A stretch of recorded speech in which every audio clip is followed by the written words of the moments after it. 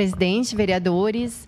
Eu gostaria de aproveitar essa oportunidade que o tema trata sobre assuntos da primeira infância para que a gente volte o olhar para as crianças e principalmente na fase da primeira infância e infância, quando tiverem assuntos relacionados a que a gente tenha um olhar muito cuidadoso.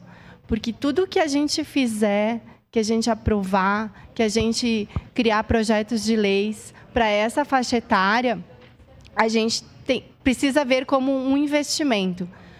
Pode ser que seja um projeto a longo prazo, que a gente colhe esses resultados só mais adiante, mas vai impactar muito na nossa sociedade e, com certeza, a gente vai deixar de ter custos lá na frente. Então, a gente tem que ver como um investimento.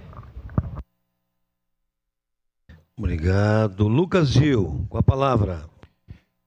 Bom dia, presidente, nobres colegas.